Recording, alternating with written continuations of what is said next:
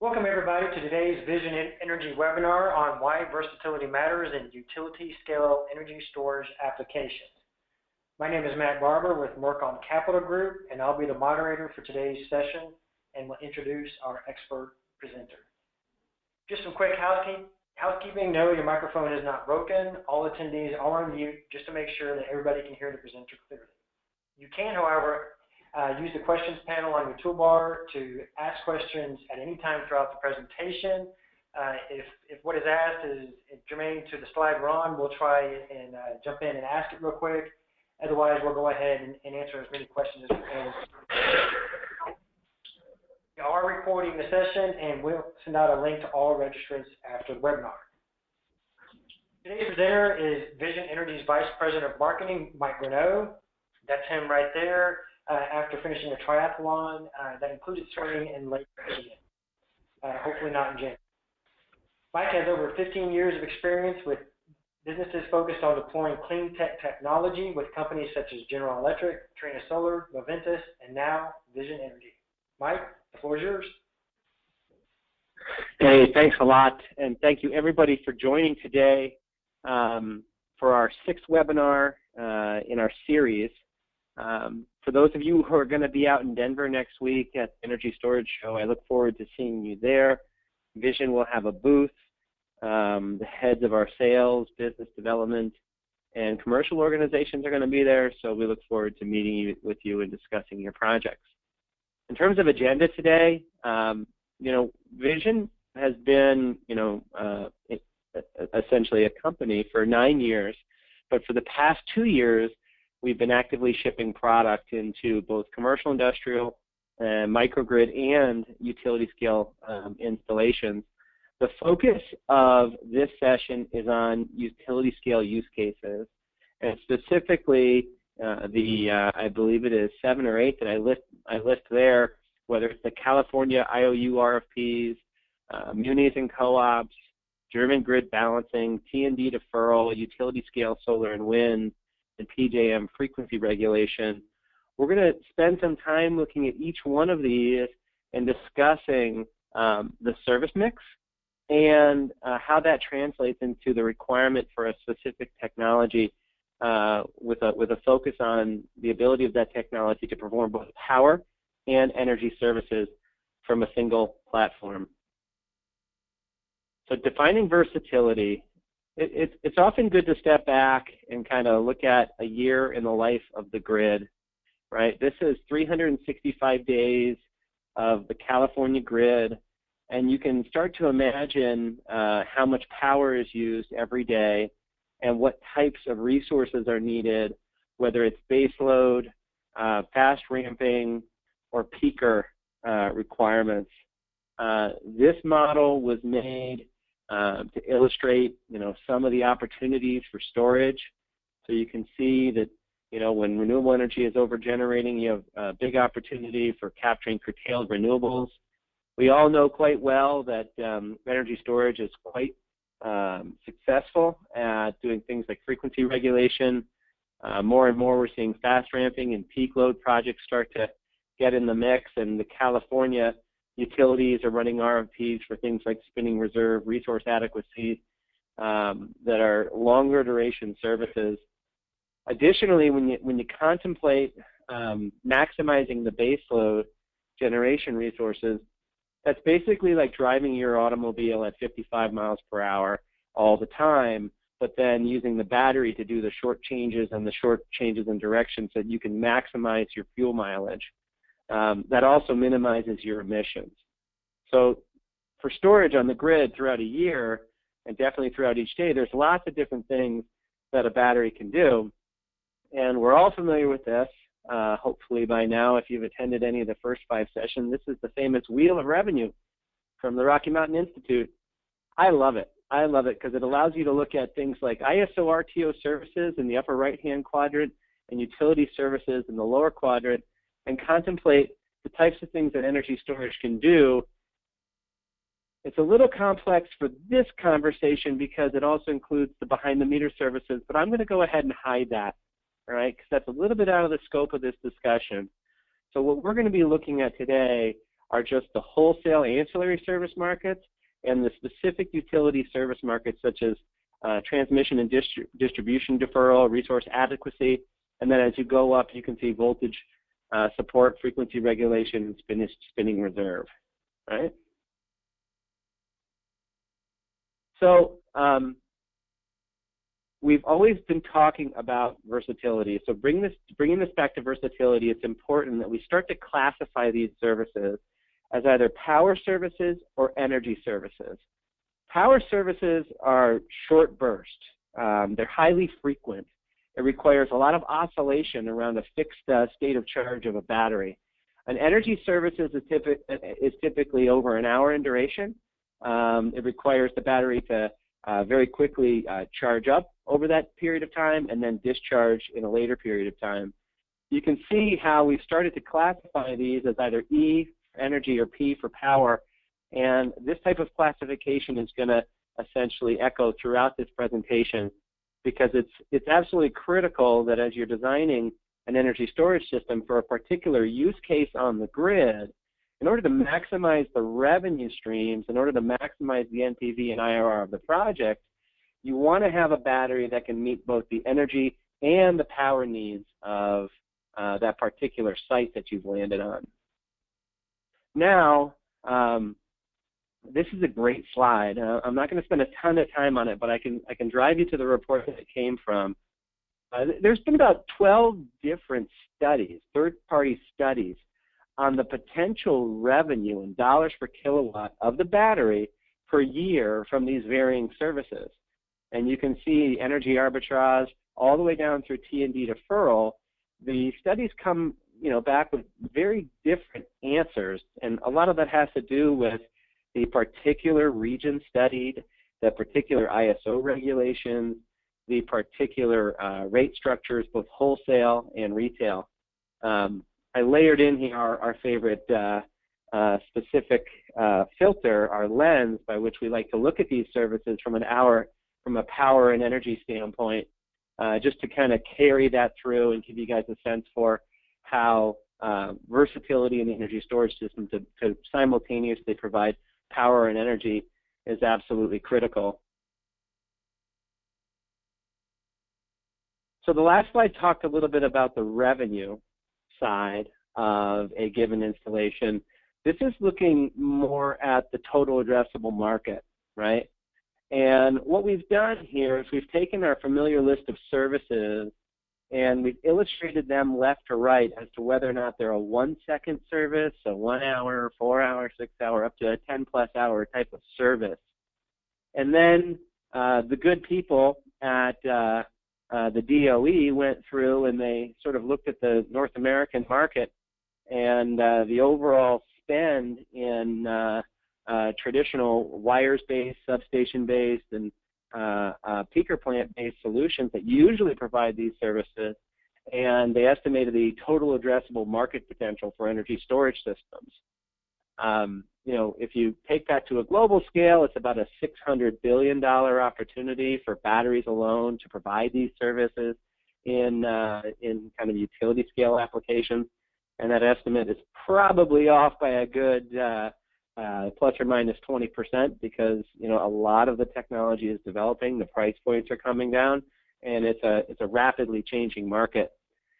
I would like to point out, though, if you start to kind of go back and look at our famous P's and E's here, the power bubbles and the E bubbles, as you start to kind of contemplate the fact that, the shorter duration services tend to kind of fall in the sub 1 hour category, and the power services are in the sub 1 hour category.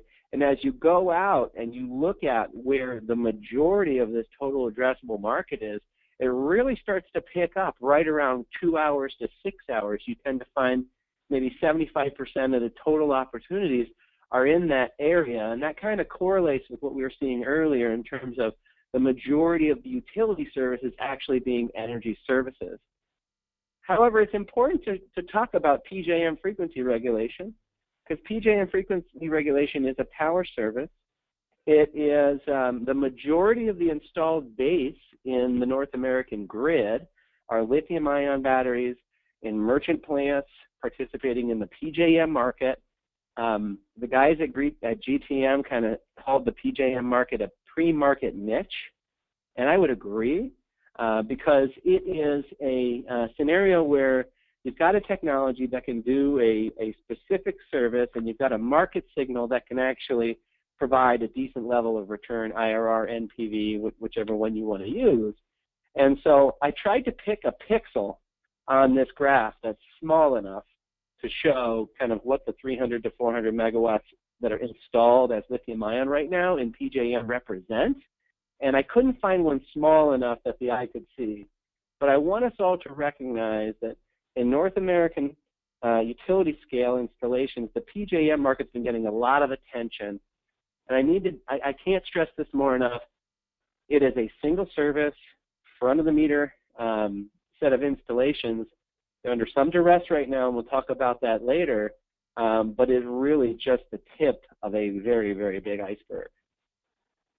Hey, Mike, there's a good question here asking or points out that almost all the services here seem to be about 4-hour services, but they're asking, aren't most batteries sized for 2 hours?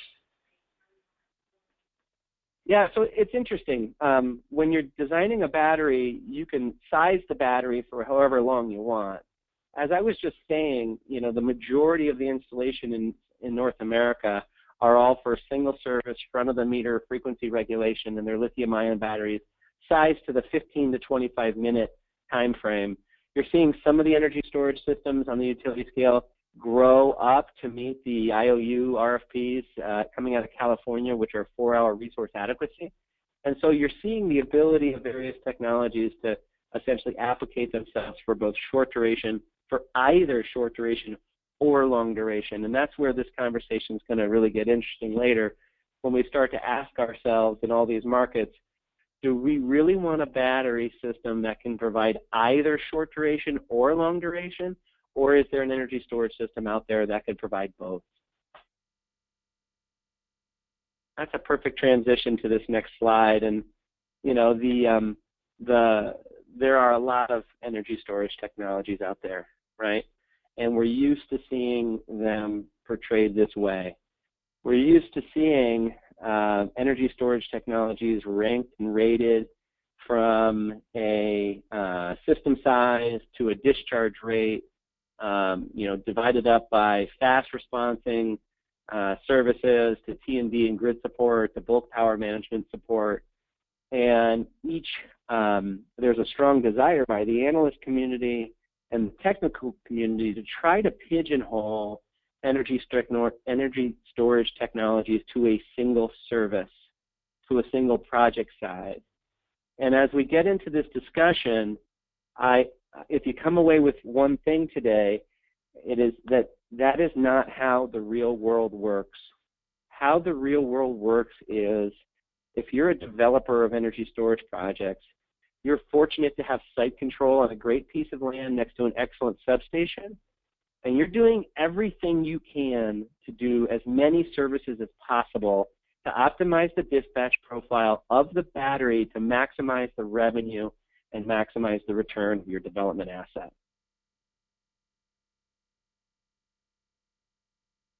So this is an eye chart, and I'm sorry for it. I'm not going to read every word, but we're going to be talking in the next series of slides about the 4-hour RFPs that just came out of California. We'll talk about what's going on in projects that we're looking at with munis and co-ops.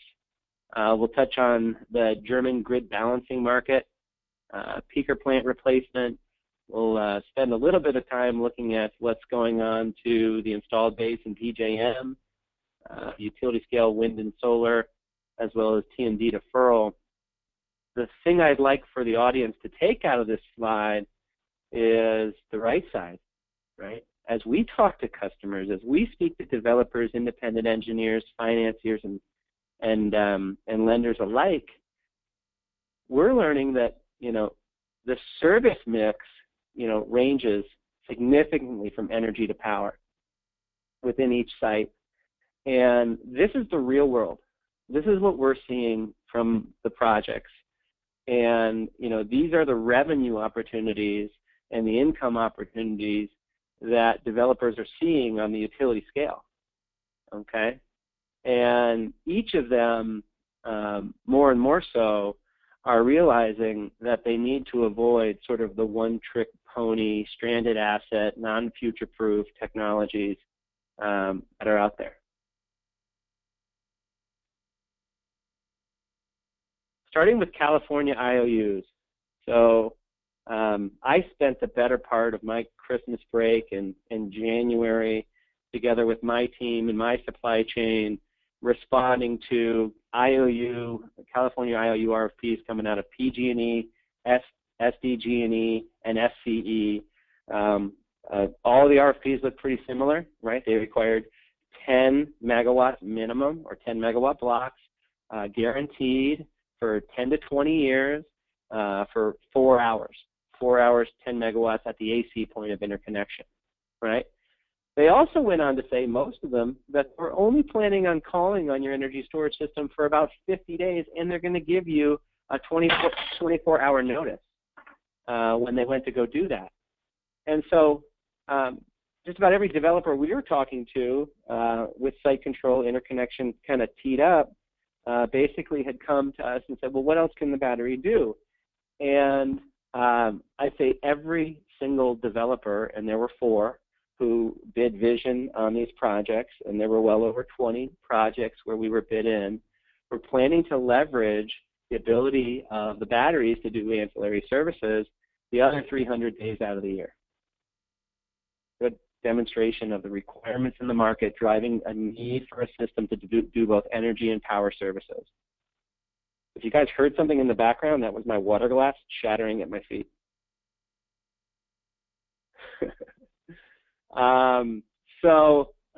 We're in discussions as well with several developers who are neck deep in relationships with cooperative and municipal utilities. For those of you who don't know, most co-ops own their own distribution network and buy their power directly from a generation and transmission company. They pay demand charges, much like a large commercial industrial building, based on their peak demand. They also pay transmission charge based on their peak demand. And oftentimes they're responsible for the overall voltage regulation and maintaining the substations and distribution network throughout their distribution territory. The solution that is coming quickly and looking to be more and more popular on a daily basis is the combination of solar and energy storage located at a specific substation that is at or near its max rated capacity due to load growth within the distribution territory. And so third parties are coming in. They're offering this bundled solution. It qualifies for the ITC. It extends the life of the substation, so there's significant deferral. That's an energy service. It's often hardwired to be islanded to mission-critical community loads, things like firehouses and tornado shelters and town halls and what have you. And the battery does something kind of useful because the local co-op is forbidden from putting power back onto the grid. So if there's ever an instance where the solar system, which can supply kilowatt hours for less than brown power to the village, is making more power than the village is using and it needs to put the power somewhere, the battery absorbs that power, so it essentially eliminates the renewable energy backfeed risk upstream to the G&T. So pretty interesting set of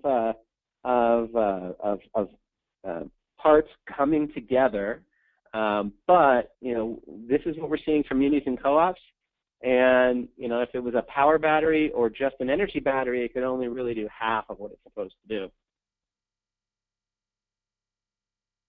Jumping across the pond to Germany, the German balance electrical market is very different than the U.S. They have a primary control market and a secondary control market.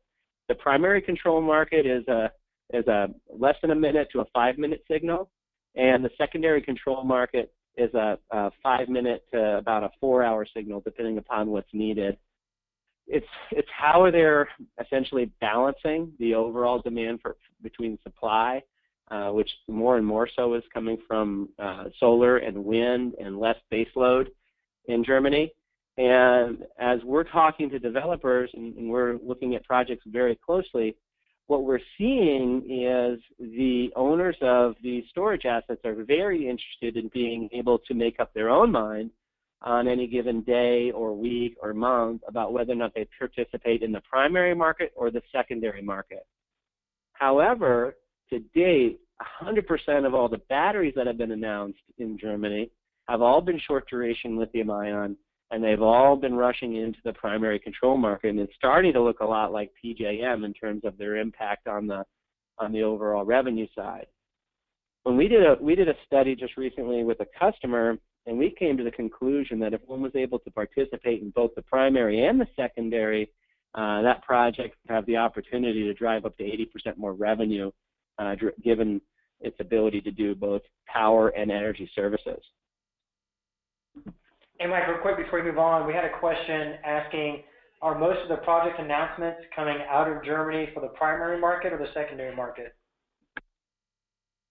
Yeah, so I think what you'll see, and you can go and you can look at the studies on this website here, my German isn't very good, but the Regulleistung.net, that's essentially their version of all the grid data. That's where this information comes from. The majority, I'd say almost 99% of all the announcements have been lithium-ion focused on the primary control market. And we're starting to see really, really interesting opportunities that leverage both applications. So, you know, the press has been doing a pretty darn good job of talking about utility scale storage and its ability to more efficiently address the needs, the peaker needs. And we're starting to see that more and more. We're seeing that become economically attractive on the margin on the East Coast and on the West Coast. But where it's getting more interesting is in and around the notion of the fact that most peaker capacity has a overall duty cycle or a capacity factor of less than 10%. That means of the 8760 hours in the year, these peakers are only used 876 hours out of the year, and the other 8,000 hours, roughly, it's sitting there idle. And you know, when we talk to developers, they're quickly looking for additional, whether they're power or energy wholesale market opportunities, and you know, it's driving an increased focus and desire to have a versatile battery that can do both. So this one might be cheating a little bit because it's not power and energy, but it is what I'm calling P1 to P2. Okay, so the PJM marketplace, I mentioned it earlier, it's where the majority of the utility scale storage has been deployed in the U.S. It's a early mover in terms of energy storage. It's been a frequency regulation market exclusively. The utility announced a signal that was a 15-minute signal, and a bunch of projects went in on a merchant basis, non-contracted revenue. And they're all built. They've been operating for anywhere from 1 to 6 years. And out of the blue, based on market requirements and grid needs and other factors, PJM, the regulator, comes out and says in the ISO they need to move that signal from 15 to 30 minutes. And it's creating a lot of turmoil.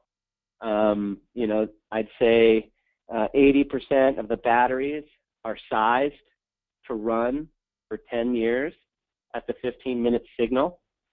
And to comply with this marketplace, you really need to do one of two things. You either need to run your batteries longer across this new signal, and this will smoke them. You'll exceed the warranty of the modules. You'll see accelerated decay, thus reduced revenue, and the batteries will probably last 4 to 6 years, not the 8 to 12 that the developers were hoping. Or you could derate the batteries on nameplate, so run a 10 megawatt project at 5 to 7 megawatts and essentially extend the duration, but then you're basically cutting your revenue by 30 to 50% in order to maintain a performance score.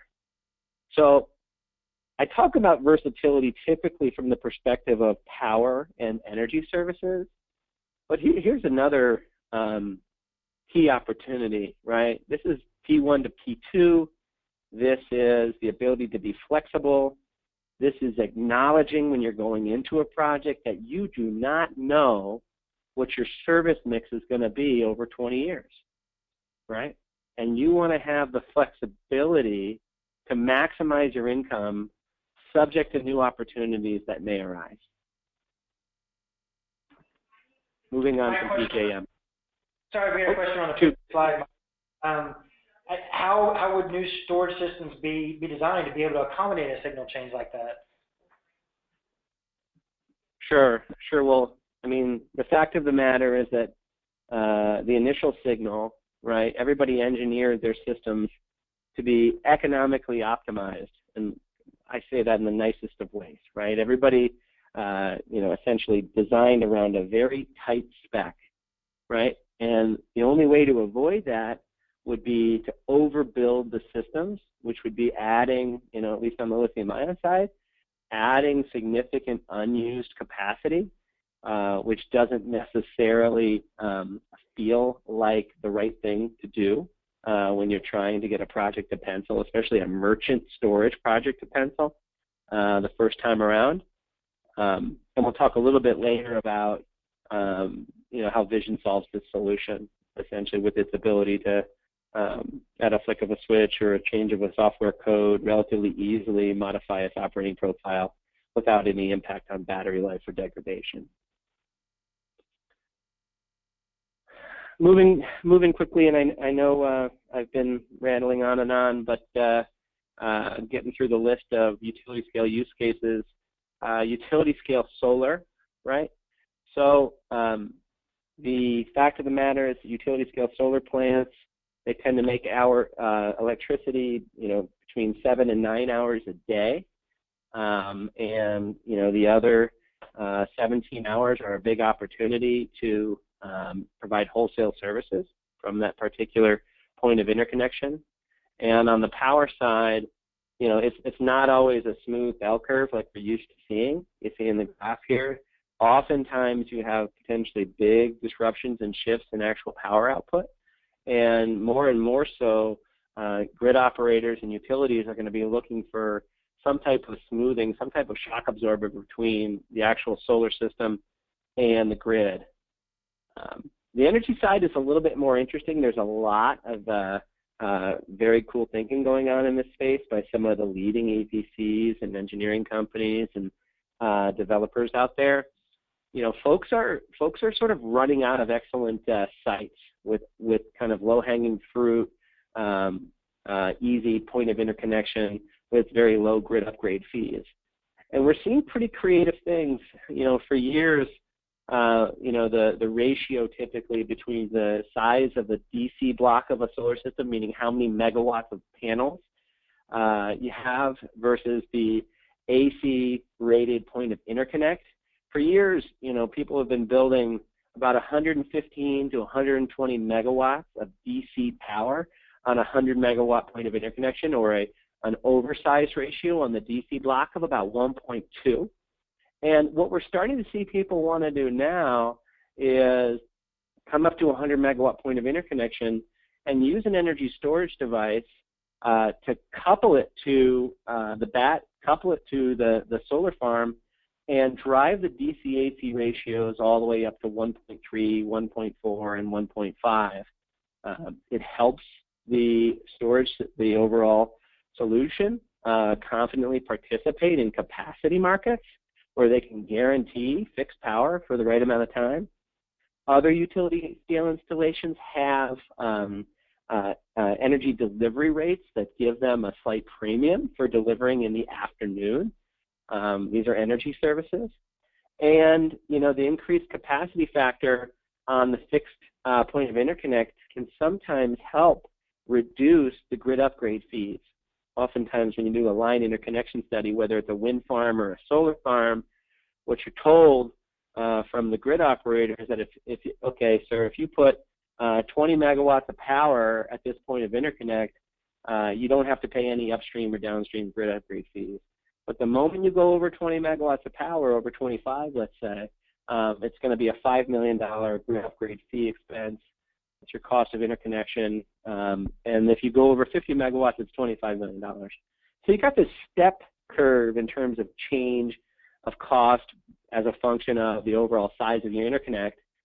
And it's got people thinking about trying to resize and expand, whether it's the size of the wind farm from an overall nameplate rated megawatt capacity or the size of the solar farm, in the DC block to AC point of interconnection ratio and integrating in energy storage, that you're never delivering more than, what your transformer's rated, but you're driving up the capacity factor of the system from sort of the typical 18 to 24 that you're used to seeing with a solar farm, all the way up to sort of, let's call it a 22 to 30% capacity factor, but you're not paying the massive grid upgrade fees that have essentially been presented to you by your grid, by your transmission and distribution companies.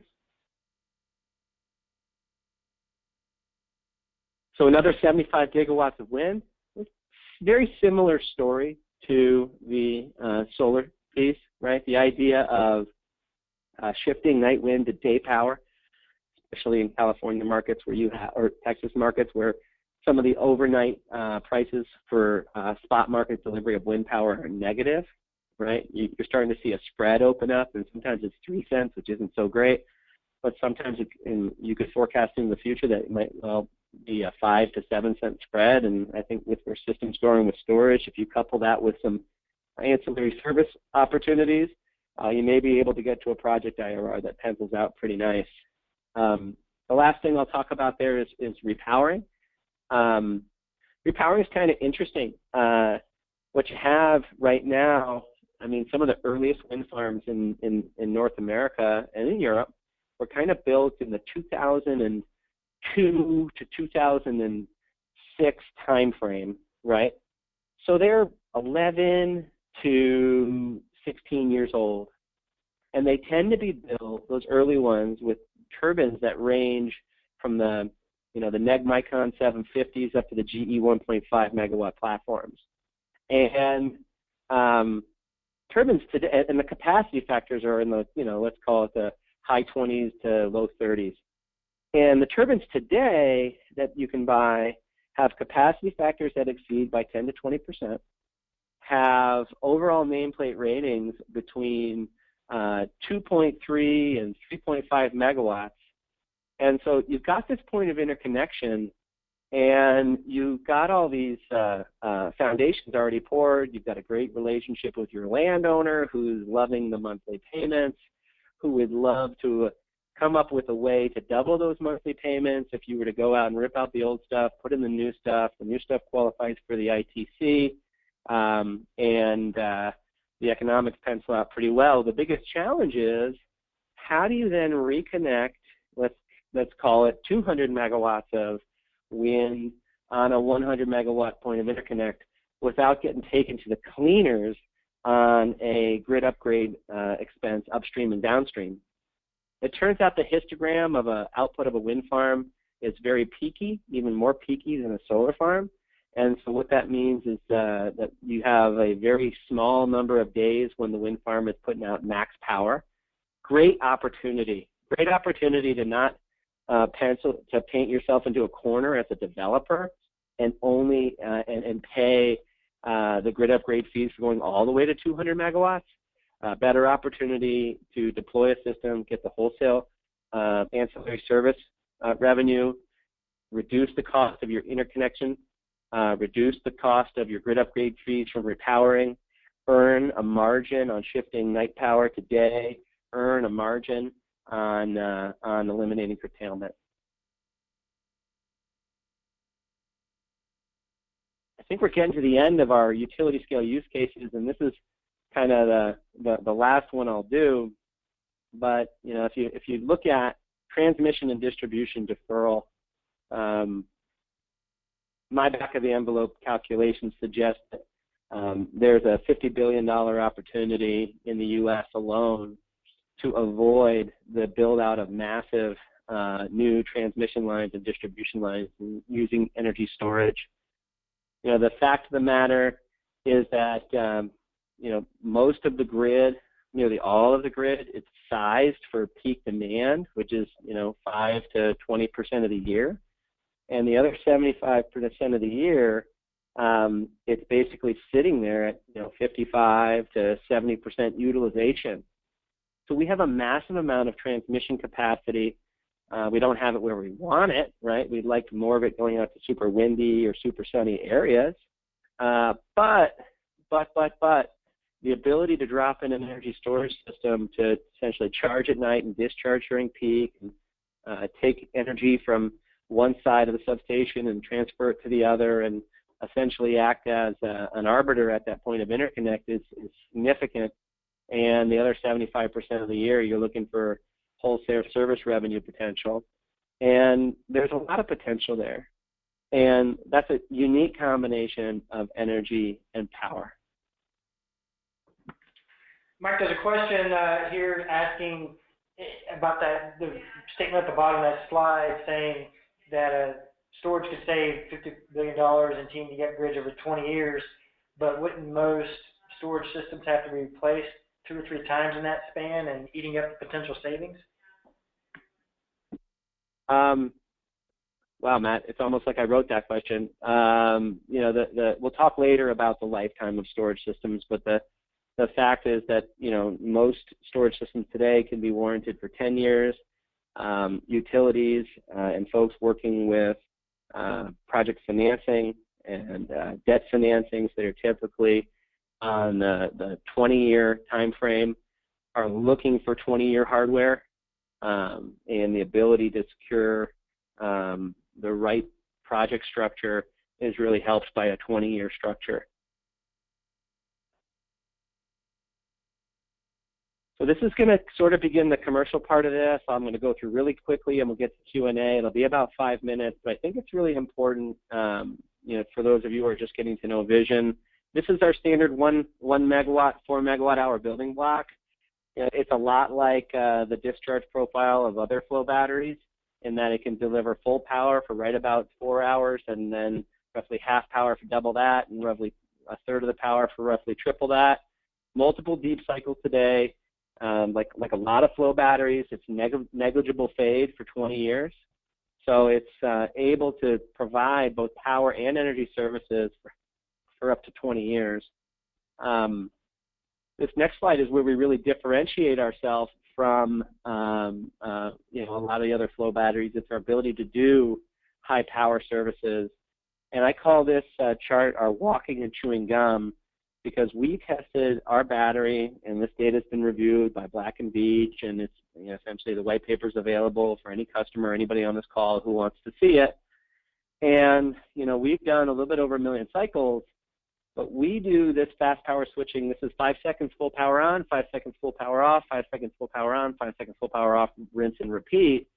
It's the moral equivalent of over 27 years of PJM cycling with negligible degradation, 0 cell replacements.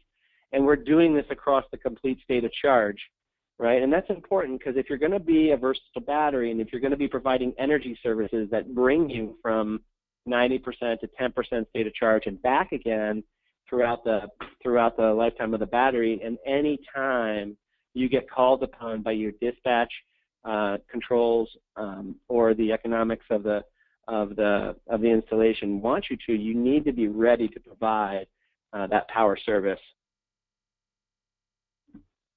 Hey, Mike, Mike, we have multiple questions real quick. Ask about the electrolyte maintenance, just how easy it is to perform, if there's any special gear, things along those lines.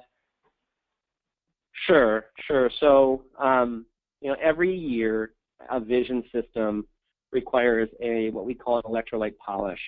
A Vision technician will visit the system. It takes 1 to 2 days. All of the electrolyte stays in the system. Again, it's a non-toxic, non-flammable, non-explosive, non-acidic alkaline electrolyte. It's made up of water, zinc, iron, and KOH.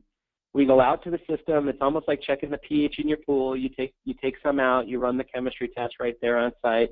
You bring with yourself some extra couple gallons of the zinc or the iron or a stabilizer, and you dump that in and you mix it up and you're good to go.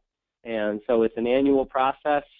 It has nothing to do with any major environmental health and safety challenges. The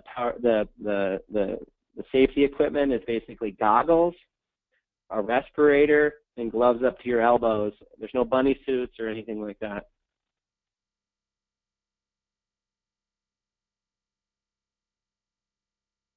So for those of you who have not had the experience yet of trying to engineer a lithium-ion system, this is what you're going to see, right? So you're going to be looking at your site.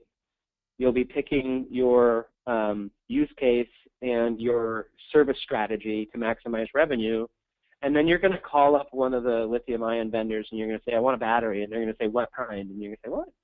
And what kind of battery is important, because when you look at their menu, and this picture in the middle is taken right out of, I believe it is one of their brochures, you need to choose when you design your lithium-ion system. You need to choose energy or power, right? You need to essentially pick whether or not you're going to have a system that will be focused on one of our P, red P services, or one of our energy services that we've been talking about for the last hour. And, you know, you probably started a 2-year warranty and you'll pay to get it up to 10 years. Versus Vision, it's an and situation, right? Our battery can do energy and power services for up to 20 years, irrespective of duty cycle with negligible degradation. So we talked about this earlier, right? Is there a specific reason, sorry, we had a question that just came in right as you're moving along. Is there a specific reason why lithium-ion systems can't perform energy and power in one system? Sure. And I won't pretend to be an expert on what happens within the cell. I know there's a slight tweak in the chemistry within the lithium-ion cell, but if you contemplate that a lithium-ion system lives in a module. The cells get built into modules. The modules get assembled into racks, and the racks are inside insulated shipping containers with a lot of HVAC, right? The insulation, the shipping container, the sizing of the HVAC is all designed around an expected power or energy profile use in the battery. And so you could imagine if you're doing a high power signal, you need a lot more HVAC than if you are doing a low energy signal. And so the overall thermal balancing and thermal management to prevent thermal runaways, fires, the types of things you're seeing in Samsung phones, all of that is sized for whether it's power or energy. And if you use a power battery to do an energy service like we talked about with PJM, with a shift in the signal, you're going to smoke it in several years, and vice versa. If you use an energy battery to do a power service, you're going to smoke in 7 years and violate your warranty.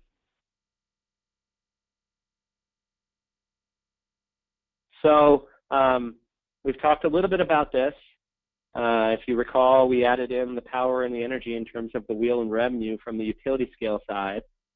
And, you know, since we're talking about vision and our advantage, I can't stress enough that a lot of little revenue streams are required in any one of the 8 different utility scale applications that we just looked at.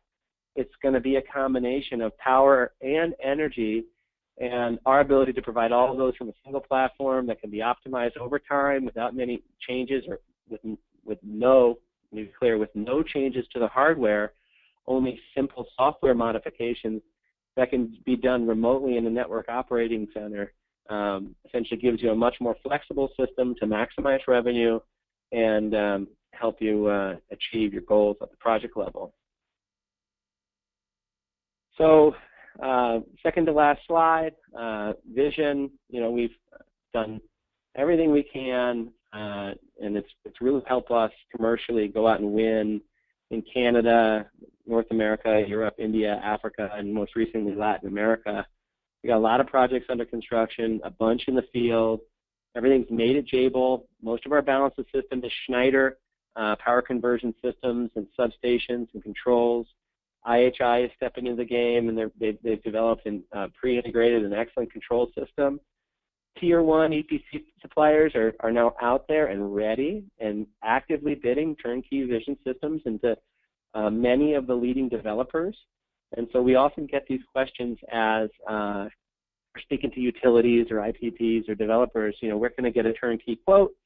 And these are some of them. We have more, depending upon the type of system, depending upon who you're working with. We typically find it takes anywhere from 4 to 8 weeks to ramp up a new one, so we're happy to work with your favorite. But Ryan, Rosen, and Alf and Hatch have really shown a leadership position. Additionally, we've got financial services for just about every scenario. We're helping several of our projects coordinate debt, lease financing, and equity financing. And additionally, the thing that's really helping push that along are our relationships with large independent third-party insurance and independent engineering companies like Black & Veatch. We're pretty excited about some stuff that we're going to be coming out with in the next 30 days on the insurance front that I can't talk about, but you will hear from me about it. Black & Veatch has issued a excellent report. It's a 65-page report. They've spent a ton of time climbing all over our factory, our field data, our technology, our IP, our executive team, our manufacturing quality processes. And they wrote that all up in an excellent IE report, and I'm happy to share it with customers if they're interested, and banks. I see I'm running out of time, so maybe I'll just wrap this up with the last slide. So we've talked about a lot of utility scale installation types. And in the end, I'm coming back to this concept of versatility and spending a lot of time explaining how to future-proof your projects and how to drive your revenues anywhere from 30 to 80% higher than they otherwise would be with lithium ion, right? Vision wins projects when customers look at the IRR, when customers look at the total OPEX, when customers look at the cost of debt on a 20-year scale versus a 10-year scale when they have to figure out what they're going to do with a 20-year solar and wind asset. And so whether it's the system life, the ability of the system to do power and energy, all the way down to the negligible capacity fade, irrespective of duty cycle, we're really in a situation where we're winning projects with customers who see the value, who understand how to take the technology and properly financially model it. And we've got some nice ex-investment bankers in-house who have done finance on many projects, and just about every deal that comes in-house, we run it through our own financial model, and we produce a financial model for our development partners, and we go through and we pick through that thing with a fine-tooth comb. So if you have any projects, don't be shy, bring them my way, and we're happy to support you. With that, I'm going to wrap it up, Q&A. And I got one question I'll take right here off the top. How do we price against a vanadium-based redox battery and lithium-ion battery? Thank you. Thank you for asking that. I don't know how they price, frankly. But what I will say is that we tend to come in, and folks are always asking us primarily, how do we price against lithium-ion on a 3 to 4 hour duration? And what we're seeing in the marketplace is that our price tends to come in within 5 to 10% of lithium-ion first cost. So, we're seing 10 megawatt 4 hour systems in the 550 to 650 all-in turnkey range. We tend to come in within 5 to 10% of that turnkey in North America. However, when those costs then get loaded into the financial model, and two things get considered. One, the revenue streams, right? When they start to look at revenue, the IRR of a project, the NPV of a project, is 3 to 4 times more sensitive to the revenue and the OPEX than it is to the first cost, right? And so what we're seeing is that the incremental revenue, right, the ability to do 2 cycles versus 1, the ability to do 20 years versus 10, right there, that's 4 times the battery throughput over 20 years, over a project life. And you discount that back to present day dollars, and you can start to see that the IRRs are really looking sweet. And then you, relatively, and then you layer in the OpEx, right? And you start to look at the fact that you're not changing out cells, you're not having to add new next generation lithium-ion batteries to a system that's built around the old generation and trying to figure out your control system so that it works for both flavors. You're not doing any of that, okay? And so it's both the increased revenue line and the lower OpEx line tend to open up IRR advantages versus lithium-ion of anywhere from 300 to 600 basis points unlevered over 20 years.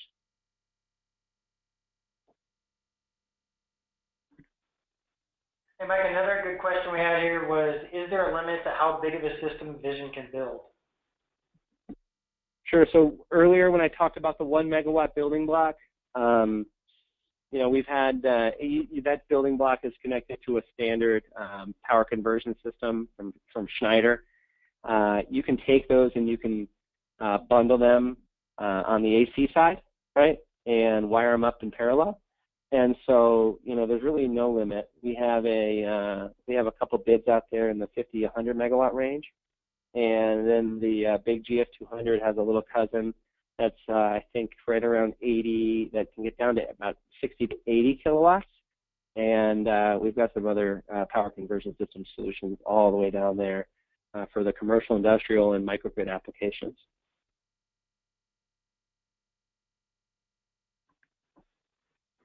Another one was, how long does it take to prep a Vision system to switch from performing power services to energy services? So we get that question a lot, and the answer is pretty simple. The flow battery does nothing to essentially manage the switching in direction. The flow battery essentially is just a great source of current and voltage. All of the switching is done within the power conversion system. And power conversion systems today, especially those from Schneider, are excellent at meeting the change in direction and the switching frequencies all the way down to 10 to 20 microseconds.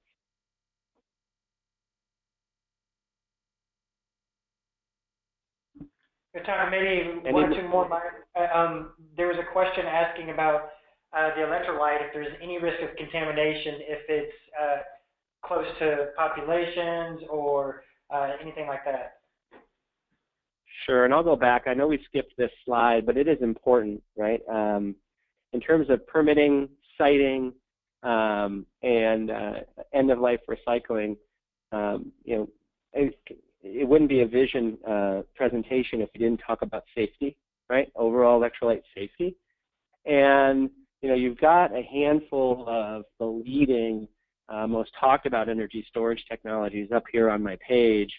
And, you know, it's interesting because our batteries ship dry. You fill them up with water, zinc and iron salts, and some KOH, and you know, you let them go, and they run.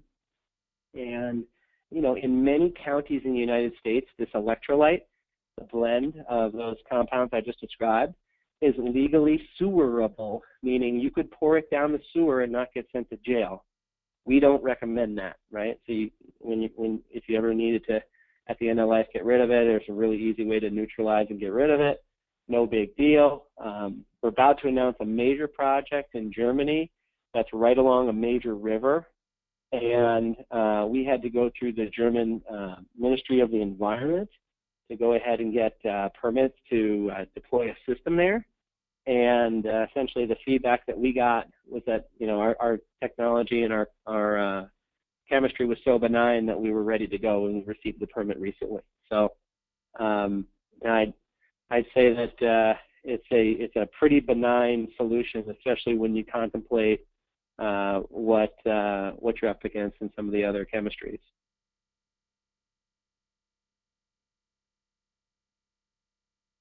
Is that it, Matt? Is there one more?